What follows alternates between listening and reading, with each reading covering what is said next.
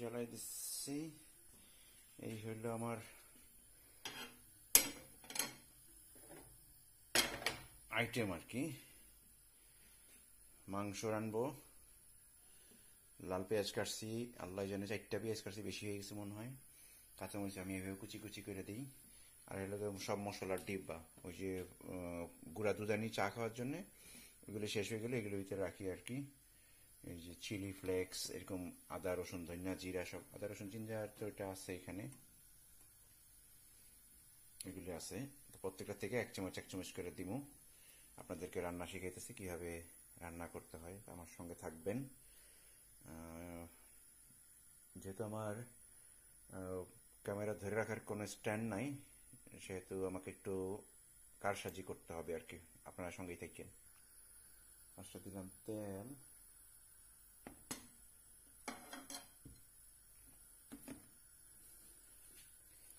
এবার দিব, তেলটা গরম হয়নি এখনো।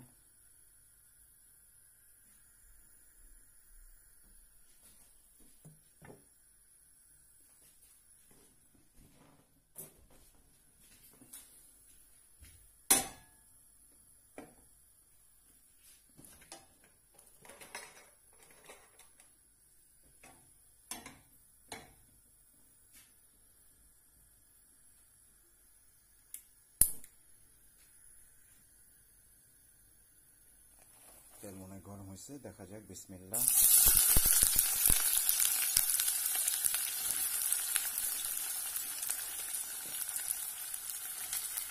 চলবে এতগুলো, এগুলি রেখে দিব।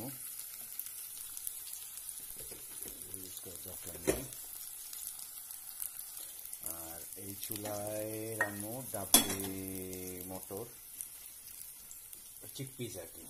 ডাবলি মটর বলতে রমজানের জন্য চিকপিস এগুলি। ক্যানটা কাটতে পারলে হয়েছে আর কি। এটা একটু পরে করবো, এটা একটু গরম হোক আর এটা ভাজা ভাজা হোক। এটার মধ্যে এবার কি কি দেই, আপনারা আমার সঙ্গে থাকেন আর শিখেন।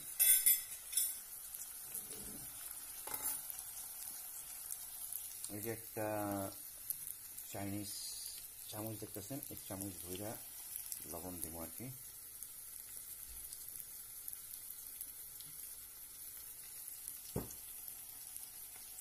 এক চামচ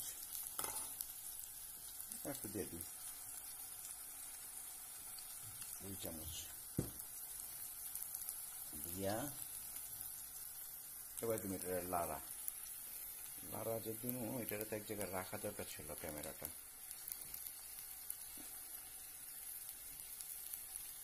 এইবার দিয়ে দিব এই সব মশলাগুলি, এইসব মশলা দিয়ে দিব আর কি।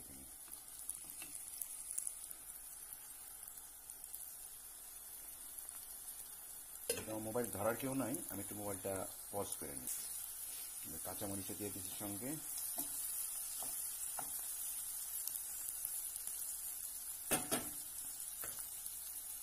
আর কিছু তেল এইখানে ট্রান্সফার করে দেব।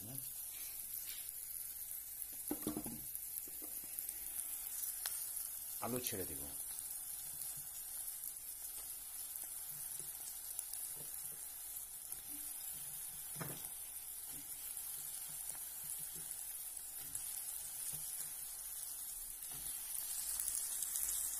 লাড়া, এবার দিয়ে দিলাম মাংস, এবার দিবে এগুলিরে লাড়া, একটা প্রপার লাড়া দিব।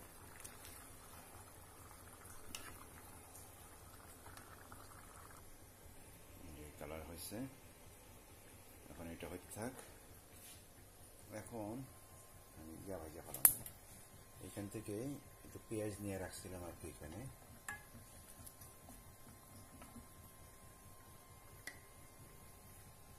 একটু গরম হইলে যে এটা ক্যানটা কাটছি,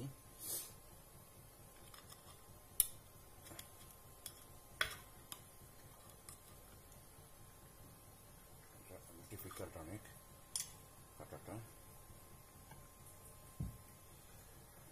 এটা এখন দিয়ে দিব, বুটটা দিয়ে দিব। বুটটা হয়ে গেলে কাম আমার শেষ, বসে থাকবো।